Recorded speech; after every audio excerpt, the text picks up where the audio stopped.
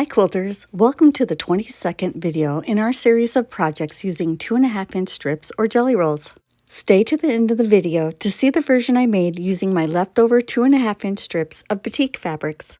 Today I'm actually using a jelly roll I've been saving for a while and been wanting to use, but the other things you need for this project are a solid jelly roll, so I'm using 2 junior jelly rolls of grunge plus half a yard of the same fabric, and then you'll also need 3/4 of a yard of binding. The name of this pattern is A Garden for Harper. It is a free project available on the Moda website. I'll leave a link in the description below that'll take you straight to it. Sort through the jelly roll to find the 36 strips you'll need for the blocks. I took out the lightest ones. With the right sides together and using a 1/4-inch seam allowance, sew each of the jelly roll strips to one of the background strips. The jelly roll I'm using today is called Land of Enchantment by Sarah Thomas. I've been saving it for a while. I love the bright colors and have been looking for the perfect project to use it in. If you wanted to pick out your own background for this quilt top, you would need about 3 yards of the background fabric. You could cut your own strips, but I loved using the junior jelly rolls because all the strips were pre-cut and I didn't have to do any cutting to get started on the project. You should have 36 sets of strips. Once they're sewn, it's time to press. We're going to press towards the darker fabric. The pattern directions will tell you to press towards the light, and you can follow those directions, or you can also press these seams open if you prefer that. I prefer to press toward the dark fabric because the seam allowance hides better under the darker fabric.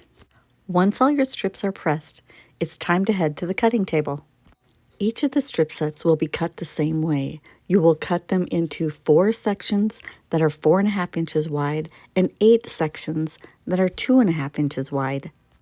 I usually cut the larger pieces first so that in case I make a mistake, I can use the larger piece to cut a smaller piece and then hopefully have enough left out of the strip set to get the pieces that I need. I've folded my strip set in half so I can cut 2 sections at a time. Always double check before cutting to prevent mistakes. If you cut carefully, you should be able to get 2 more sections that are 2.5 inches wide from each of the strip sets. As I was cutting, I set the extra segments aside, separate from the 8 that I need for the block. For this particular pattern, there's not a lot of waste with the cutting. You can cut your strip sets one at a time in a single layer, or you can fold it in half like I did here and cut 2 pieces at one time, or you can stack your strip sets to cut multiple pieces at once. And always make sure you cut the selvages off the end of the strip set. The only time you want to see a selvage in the quilt top is when you're specifically making a quilt using selvages. Take extra care to double check the measurements when cutting multiple layers, because if you make a mistake now, you make multiple mistakes at one time. Cutting multiple layers at one time does speed up the cutting quite a bit. I'm using my 9.5-inch ruler, so for the 4.5-inch sections, I cut on the 9-inch mark and then the 4.5-inch mark. For the 2.5-inch sections, I start on the 7.5-inch mark and then go down to the 5-inch mark and then the 2.5-inch mark. That way I can make 3 cuts without moving the fabric. When using this method, you do occasionally need to square up the end again to make sure things are nice and straight on the end that you're measuring from. Once I'm done with the cutting, I sort out the pieces to their respective colors. The key to cutting up multiple layers at once is to make sure when you're putting the pieces down to begin with that you have it as straight as you possibly can. While we're at the cutting table, it's time to cut the background fabric for the extra pieces you need for the blocks. This fabric is the same fabric that the jelly rolls are made out of. You actually only need 6 strips, but I just cut the whole thing up, knowing I didn't want to leave that extra little bit of fabric. To subcut the sections for the block, you will use all of these strips plus 2 that were left over from the jelly roll.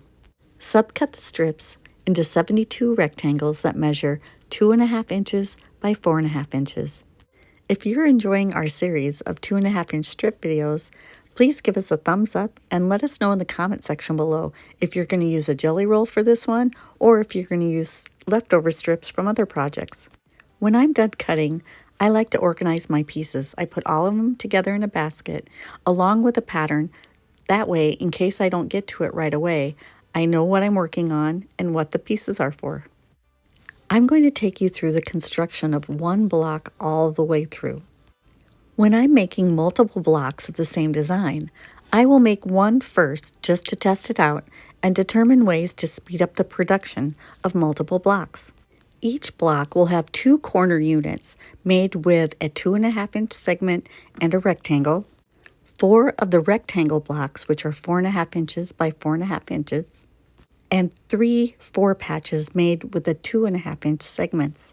The first order of business will be to make the corner units and the 4 patches. That means when I go to make all of the blocks, I will want to sew all of those units first because the rectangle units are already sewn together. I'm going to set aside the 2 corner pieces first so that I don't accidentally sew them into a 4 patch, and then I'm going to sew all these pieces for this first block. If you don't have a jelly roll to make this quilt, visit your local quilt shop or check our website, thequiltedforest.com, to see our selection of jelly rolls. You can also go through your stash and cut up your own fabric to make your own 2.5-inch strips.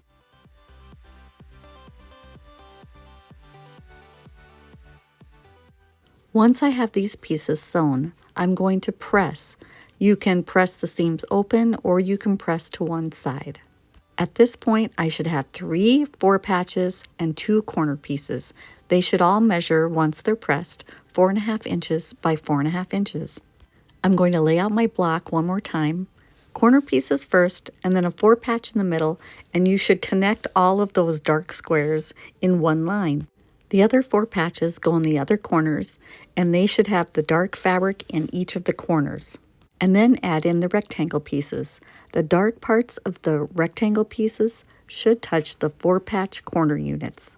Each block should have 2 light corners and 2 dark corners. If you were to set the block on point with those 4 squares running down from top to bottom, the 2 sides should mirror each other. Each block is made of 3 rows. The center row has 2 rectangle units and a 4 patch in the middle, and the 2 outer rows are actually the same exact row. Put together all 3 rows and then you'll press.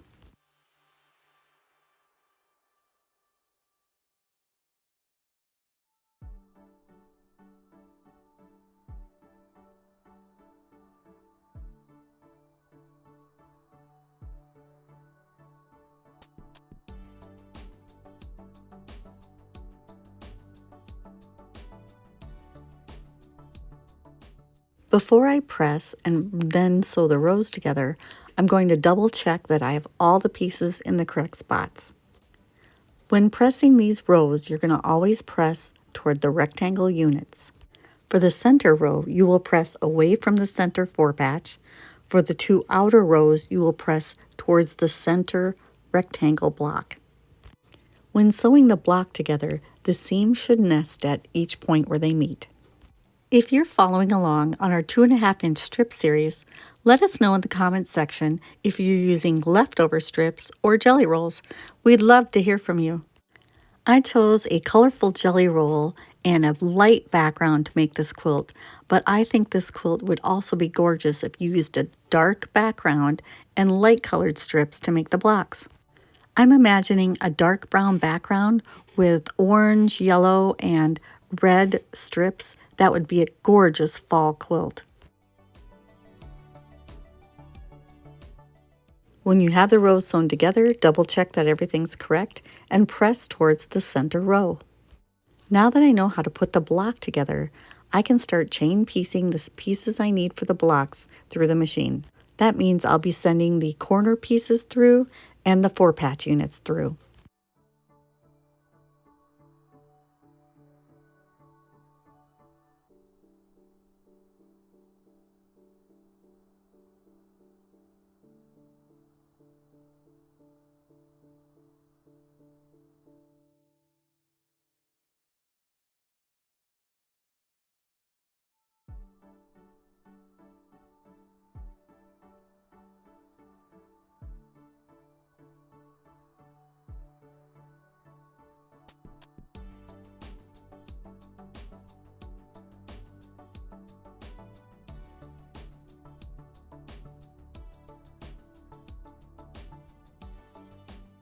Now that all the sewing is done, it's time to press. As I'm pressing, I try to organize the fabrics by color so that when I'm sewing the blocks together, it'll be that much easier. I love the ease of using my Oliso iron, and if any of my blocks won't lay flat, I just use a little bit of Mary Ellen's Best Press spray to keep them in line. Once all of the block pieces have been pressed, it's time to head back to the sewing machine to put the blocks together.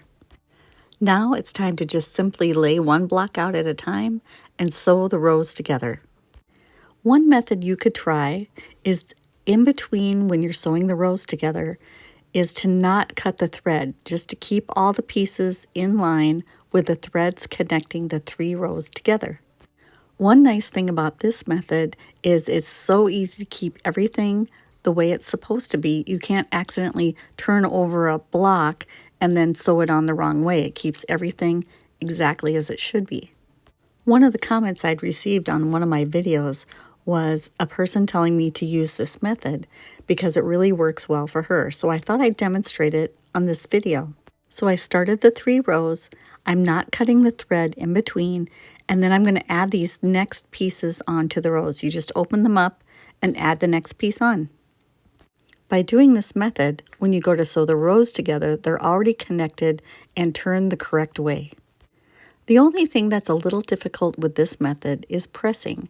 Instead of dealing with 1 row at a time, you're dealing with 3 rows at once. For many people, the benefit of keeping the rows together to make it easier to sew together will outweigh how hard it is to press it. And it's not even that hard, it's just a preference sort of thing. I'm going to make my 3 rows separately. And so I'm going to make 2 of the outer rows because they're the exact same top and bottom, and then 1 of the center row. Do that for each of the blocks. I worked on just 1 block at a time, but if you'd prefer to stack and work on several at once, you could certainly do that. That's one of the fun things about quilting, is there's usually more than one way to do something, and you get to pick the one that you like the best. Everyone thinks just a little bit differently, so sometimes you need to try a few things before you find the method that works the best for you. But be willing to try new things too, because you never know what's going to click in your brain.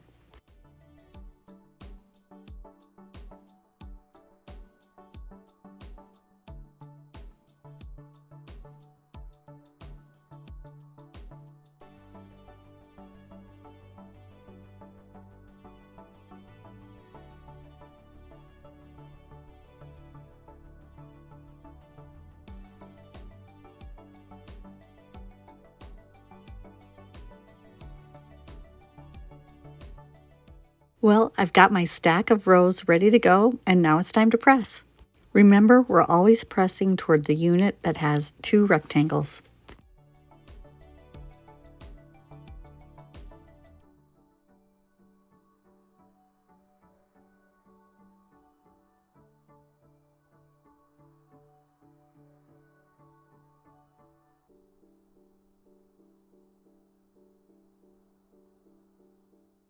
When sewing the rows together, I will set aside 1 of the outer rows and sew the other one to the center row.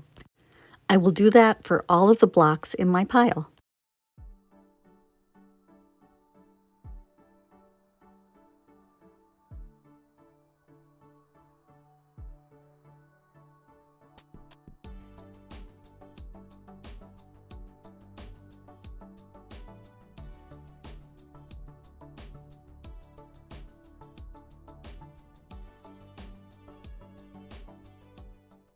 Once you've sewn them all together, take them off the machine and then keep them in order as you're cutting them apart. Press them to the center row and keep them in order. Since I kept the pieces in order, I can flip over the pile of extra rows, and they should be in the correct order to just sew them together. It saves time by not having to hunt for the right piece, and I don't have to flip the pieces around. Just make sure that the corner units are on opposite corners and the 4 patches are on opposite corners. Because the way you pressed, the seams when you're sewing the rows together should nest together nicely.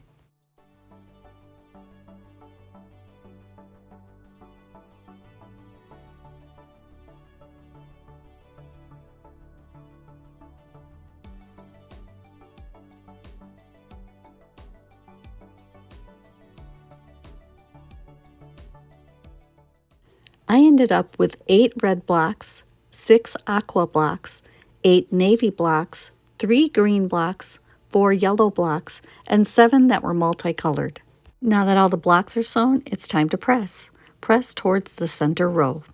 Once the blocks were pressed, I then divided them into 6 piles so that each pile had one of each color or something like that. And then I laid out the blocks on the floor until I got a configuration that I was happy with. Make sure to mark each row so you know which is which. I usually put a pin or a clothespin on the right side. You can also take a picture with your phone to make sure you can look back at it and get things in the right order. When you arrange the blocks for the quilt top, you want to alternate the direction of the blocks so that each 2x2 section creates a circle in the center with the background fabric. I found it easier to step back from the quilt and then squint a little to see the design or to look at it on my phone. Once I was finished with the quilt top, I put it on my long arm quilting machine and quilted it in a spiral pattern. I used a white thread which blended really well into the quilt top and just had fun playing with the spirals. I then put the binding on by machine. The binding fabric, I just picked a blue that matched the background fabric of the darkest print in the line. I like the way the dark blue frames the entire quilt top. The fabrics are so bright and colorful. I love the way this quilt turned out. For the backing, I just picked a yellow fabric that I thought went well with the front. I love using pretty fabrics on the back of my quilts, and the busier the print, the better. It hides the stitching a little better if that's something you don't want to see. Now I know this is about using up leftover strips from other projects, so I wanted to make a second version of this using batik fabrics.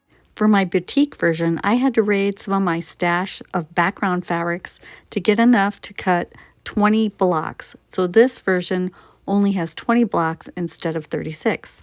My goal for this quilt was to not use any new fabric. I could only use fabric that I'd already purchased or had used in other projects. That limited my supply of background strips, so I was limited to only making 20 of the center blocks. And when I was digging through the batik strips, I only had 20 full strips that were with the fabric to go with the backgrounds. Fortunately, I had a lot of batik strips left over from other projects, so I just started randomly sewing 2 strips together that were about the same length until I had used almost the entire bag. The only pieces I didn't use for this part were the tan pieces, and I set those aside to make the binding for the quilt. So in planning for this quilt, I made as many blocks as I could, and then I was just going to piano key some borders to make it as large as I could and hopefully use up the entire bag. I subcut all of these strip sets into as many 4.5-inch sections as I could. Anything that was smaller than that, I cut down to 2.5-inch to make 4 patches. And of course, I saved the smaller pieces too that were still usable. I'll do something with those someday. Heaven forbid I throw away a piece of usable fabric. I wasn't sure how far the stack of batik strip sets would take me, but I wanted to get as much out of it as I could, so I cut up the entire thing into those 2 measurements, 4.5 and 2.5. I ended up with quite a pile of these 2 rectangle sections that measure 4.5 inches by 4.5 inches. When cutting these blocks out, I had to be a little careful because I was going to have a scrappy background in addition to having the blocks all be different colors. So for each of the blocks, I needed 1 full strip of background plus 2 rectangles that were 2.5 by 4.5. And that was all the fabric I needed for each individual block. So you can absolutely have different backgrounds for the quilt blocks and make it a scrappy background. You need 1/4 yard for every 2 blocks because of that extra rectangle you need for each of the corners, or 3/8 of a yard will make 4 blocks. In total, you need a little over 3 yards of background fabric. So I just dug through my stash until I found enough background pieces for all 20 of the blocks.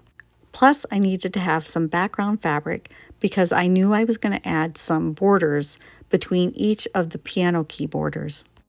I was hoping that out of all the strip sets I cut of the 2 rectangles of batiks, I would get enough to make 2 borders to go around the center of the quilt. My goal was to get rid of that bag of batik strips and use up as much as I possibly could. Putting together the blocks is the same as the first quilt, so I won't bore you with that. But when I was arranging the blocks, I thought maybe I'd put them in a different configuration.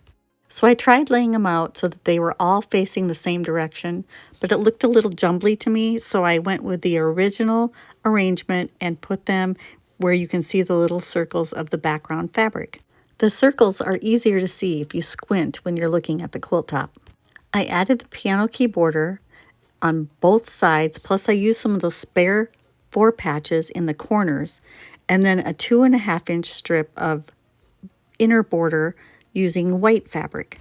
I had enough of the piano key pieces to add 3 borders of piano keys separated by 2.5-inch strips of the background fabrics. The final measurements for this quilt ended up being 80 inches by 92 inches.